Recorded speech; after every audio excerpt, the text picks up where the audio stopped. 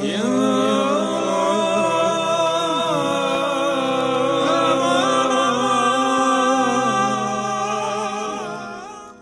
antara ragam serat jangka Jayabaya, salah satunya bercerita tentang Syekh Subakir dan peranannya dalam membangun peradaban bangsa di tanah Jawa.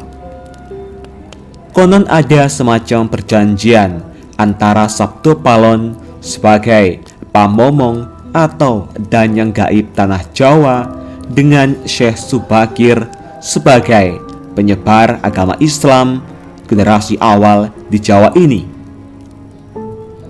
Tersebutlah kisah tersebut dalam tulisan lontar kuno yang diperkirakan ditulis oleh Kanjeng Sunan Derajat atau setidak-tidaknya oleh murid atau pengikut beliau.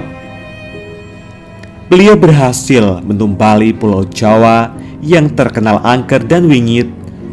Beliau juga berhasil bernegosiasi dengan Danyang Jawa, sang penunggu gaib tanah Jawa, untuk menyebarkan Islam di Jawa dengan beberapa syarat. Lantas bagaimana dan syarat apa sajakah yang harus dipenuhi Syekh Subakir tersebut? Mari kita simak ulasan selengkapnya hanya di Alikul Channel. Jangan lupa like, komen, share, dan subscribe. Nyalakan lonceng notifikasi untuk mendapat informasi terbaru, karena semua ini gratis.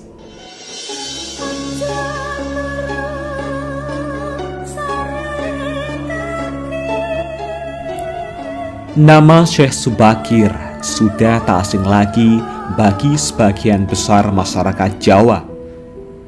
Beliau merupakan generasi pertama Wali Songo yang dikenal sebagai orang yang berhasil menumbali Pulau Jawa yang terkenal angker dan wingit.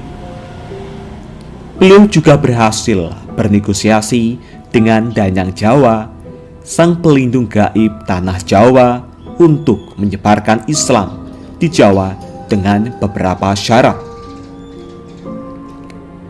Di dalam kitab Musarar diceritakan bahwa pada masa dahulu Pulau Jawa terkenal sangat angker dan kondisinya tak karuan.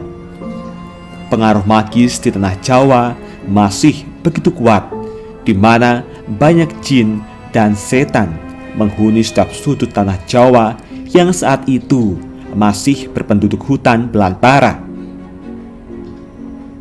Suatu hari, Sultan Turki saat itu, yaitu Sultan Muhammad I, mendapatkan petunjuk untuk melakukan penyebaran Islam di Pulau Jawa.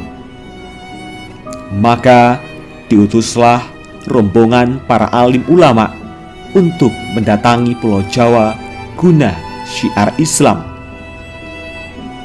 Sayangnya, hampir seluruh rombongan tersebut tewas dikarenakan perbuatan para lelembut penduduk tanah Jawa yang tidak mau menerima ajaran Islam.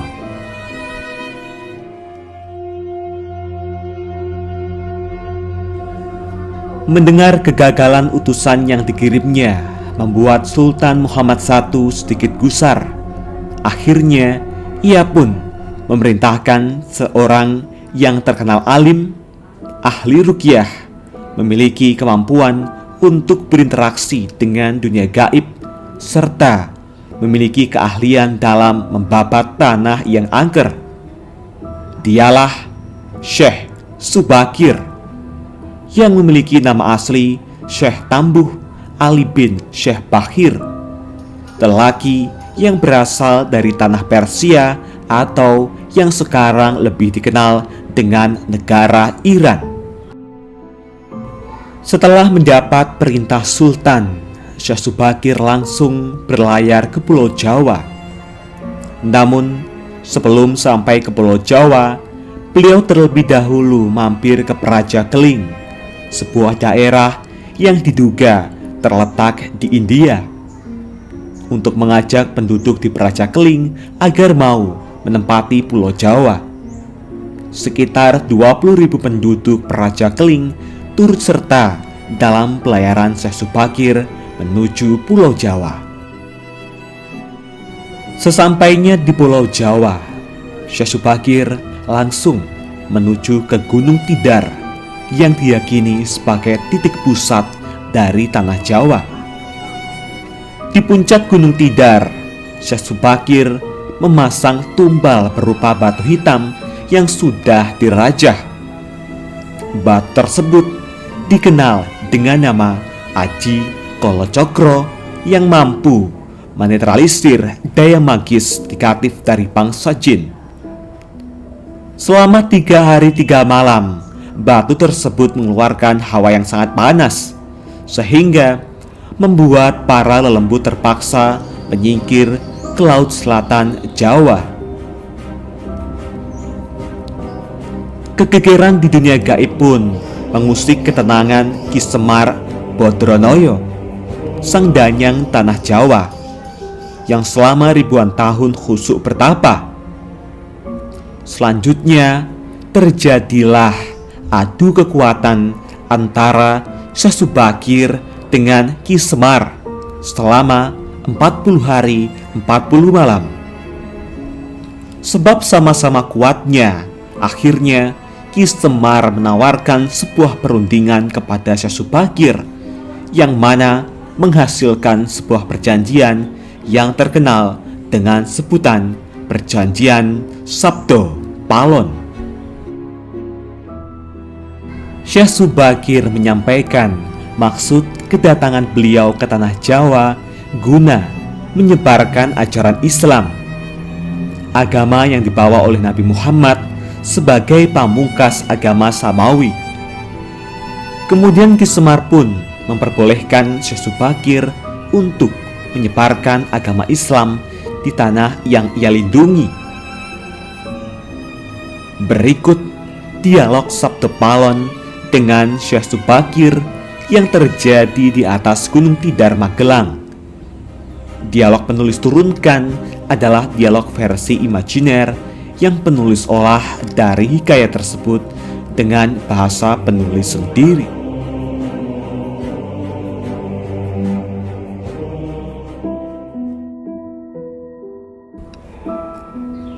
Syekh Subakir. Kisanak, siapakah Kisanak ini? Tolong jelaskan kepada saya. Sabdo Palon. Aku ini Sabdo Palon, pamomong atau pengembala tanah Jawa sejak zaman dahulu kala. Bahkan sejak zaman Kadewatan, para dewa, akulah pamomong para kesatria leluhur. Dulu aku dikenali sebagai Sang Hyang Ismoyo Jati, lalu dikenal sebagai Ki Lurah Semar Bodronoyo, dan sekarang zaman Mojopahit ini namaku dikenal sebagai Sabdo Palon. Syekh Subakir. Oh, berarti Kisanak ini adalah danyang atau penguasa tanah Jawa ini? Perkenalkan Kisanak, namaku adalah Syekh Subakir, berasal dari tanah Syam, Persia. Sabdo Palon. Ada hajat apa gerangan Jigantiko rawuh di tanah Jawa ini?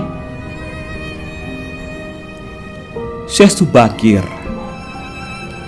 Saya diutus oleh Sultan Muhammad yang bertahta di negeri Istanbul untuk datang ke tanah Jawa ini. Saya tiadalah datang sendiri.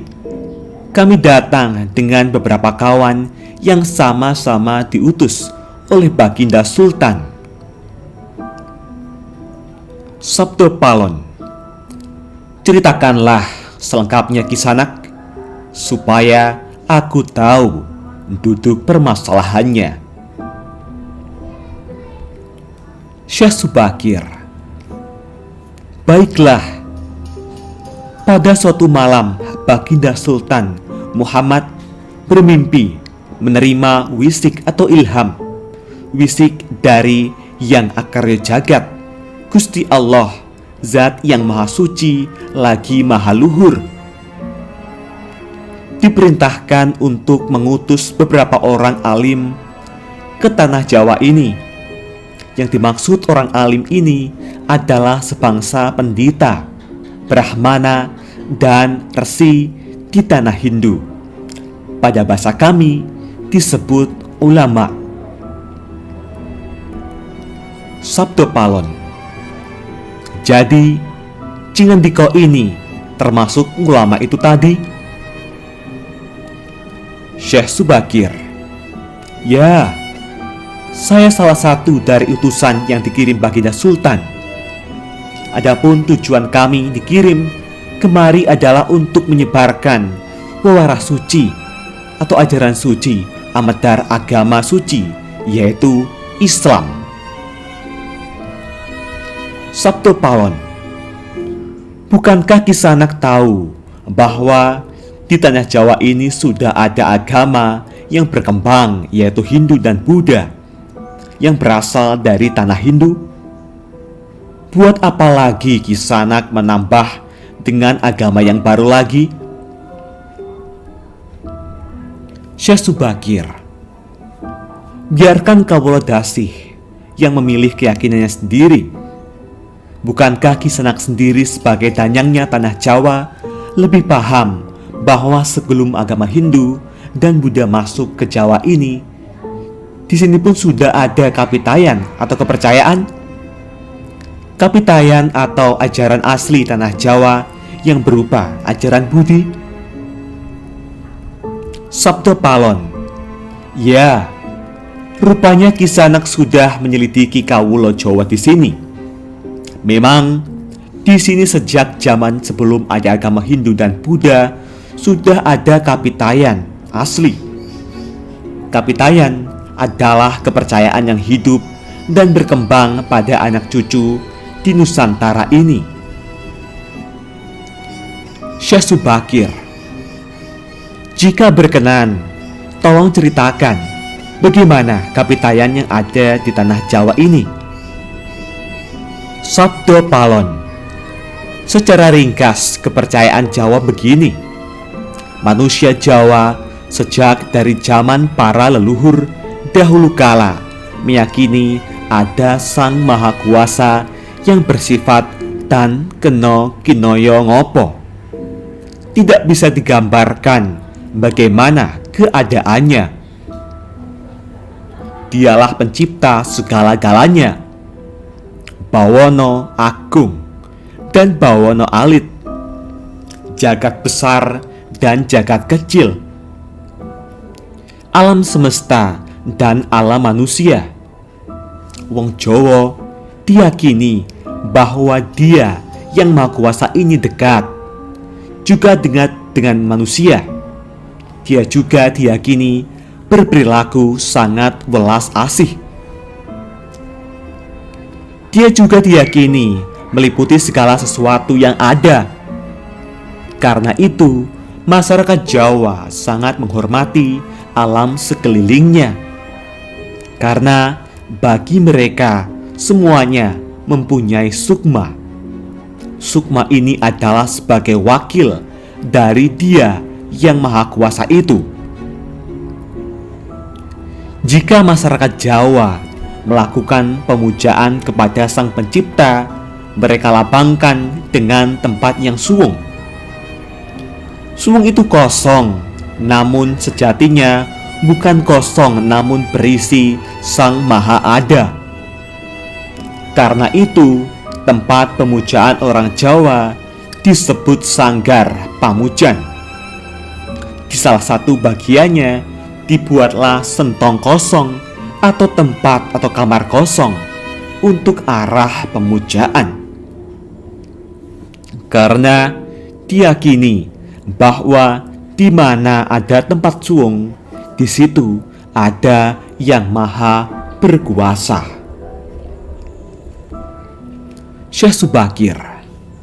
Nah, itulah juga yang menjadi ajaran agama yang kami bawa untuk memberi ageman, pegangan atau pakaian yang menegaskan itu semua.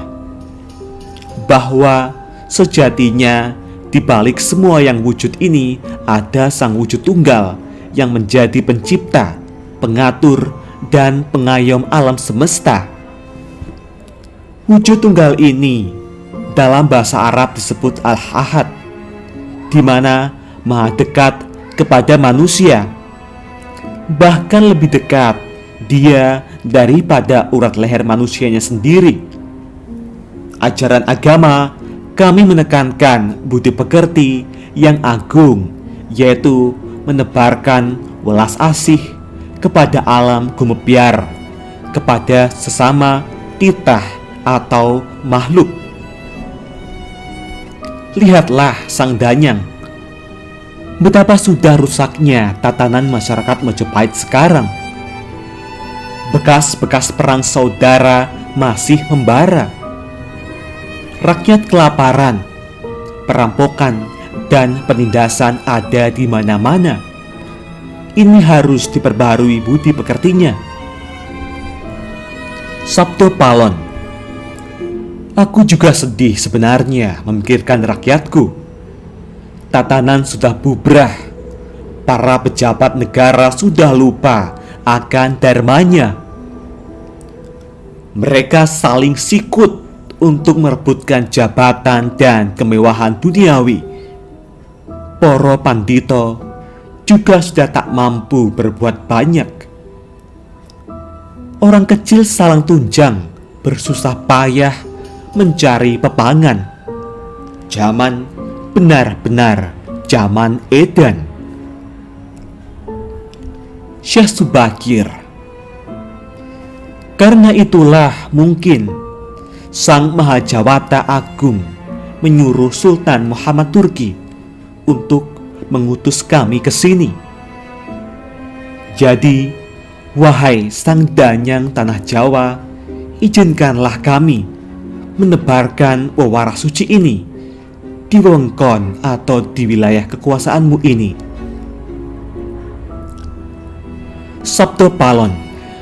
Baiklah jika begitu, tapi dengan syarat-syarat yang harus kalian patuhi. Syekh Subakir. Apa syaratnya itu, wahai Sang Danyang Tanah Jawa? Sabto Palon. Pertama, jangan ada pemaksaan agama, dharma, atau kepercayaan. Kedua, jika hendak membuat bangunan tempat pemujaan atau ibadah, buatlah yang wangun bangunan, luarnya tampak cakrak atau gaya Hindu Jawa, walau isinya dalamannya Islam. Ketiga, jika mendirikan kerajaan Islam, maka ratu yang pertama harus dari anak campuran. Maksud campuran adalah jika bapaknya Hindu, maka ibunya Islam. Jika bapaknya Islam, maka ibunya harus Hindu. Keempat, jangan jadikan wong Jawa berubah menjadi orang Arab atau Parsi. Biarkan mereka tetap menjadi orang Jawa dengan kebudayaan Jawa walau agamanya Islam. Karena agama setahu saya adalah dharma, yaitu lelaku hidup atau budi pekerti. Hati-hati jika sampai orang Jawa hilang Jawanya, hilang kepribadiannya, hilang budi pekerti yang adiluhung, maka aku akan datang lagi. Ingat itu, 500 tahun lagi, jika syarat-syarat ini kau abaikan, aku akan muncul membuat goro-goro. Syekh Subakir. Baiklah, syarat pertama sampai keempat aku setujui. Namun khusus syarat keempat, Betapapun aku dengan kawan-kawanku akan tetap menghormati dan melestarikan budaya Jawa yang adiluhung ini. Namun, jika suatu saat kelak karena perkembangan zaman dan ada perubahan, maka tentu itu bukan dalam kuasaku lagi. Biarlah Gusti Kang Akarya Jagat yang menentukannya.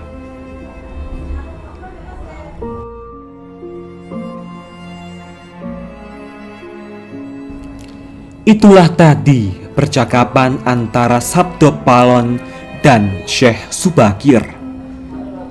Memang susah untuk mengetahui keadaan, asal-usul, atau gambaran kondisi sebuah masyarakat nun jauh ke masa lalu. Semakin jauh masa itu, semakin gelap gambarannya. Namun, upaya-upaya ahli sejarah dan lainnya untuk menguaknya patut dihargai. Paling tidak ada sedikit gambaran yang mungkin bisa kita lihat, meski tidak sebenarnya benar 100%. Bahwa kata Jawa itu bisa diartikan gemati, perhatian, menghargai, menyayangi. Jadi siapapun mereka bisa melakukan itu semua di Pulau Jawa ini akan menjadi leluhur Jawa, entah dia dari belahan dunia manapun. Itulah tadi bunyi perjanjian Sabdo Palon dengan Syekh Subakir. Semoga gambaran kisah yang nun jauh di masa lalu ini bisa dijadikan sebuah mawas diri. Dan jangan sepenuhnya kisah ini ditelan mentah-mentah dan selalu ambil sisi positifnya. Bagaimana tanggapan Anda semua mengenai asal-usul penyebaran agama Islam di tanah Jawa ini? Apakah Anda mempercayainya? Tulis komentar Anda di kolom komentar. Jangan lupa like, komen, dan subscribe. Jangan lupa bagikan informasi ini, semoga bermanfaat. Nantikan video terbaru selanjutnya hanya di Alikul Channel. Terima kasih.